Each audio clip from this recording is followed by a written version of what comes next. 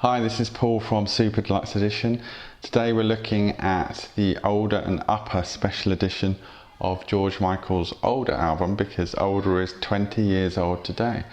It was released on this day in 1996. It was George's third album.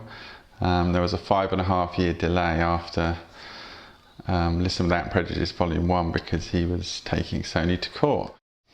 And after a few of the singles had come out, in fact maybe all of the singles, there was a special edition released, and this is it. It's called Older and Upper. Now this is a 2 CD set. It basically pairs the album with a bonus disc of remixes and new tracks.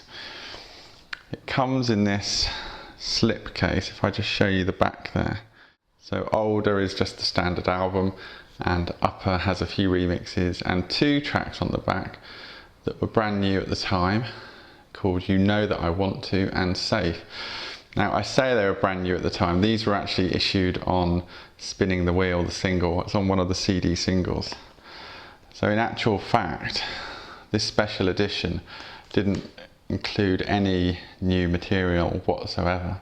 So there's a little bit of a con, but it does have some interactive elements which undoubtedly mean some kind of dodgy 1990s QuickTime video.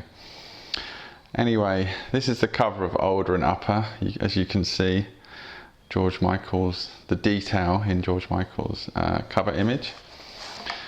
If we actually open this up, this is really just a slipcase. Just a simple card slipcase. I mean, quite nicely designed, fairly rigid.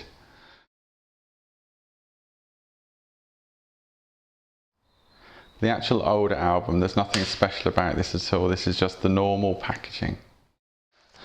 And this bonus disc, this is the Upper bonus disc. It really just comes in a normal card wallet. Again, it was kind of this really smacks of something that was done on the cheap, to be honest, if I'm perfectly honest with you.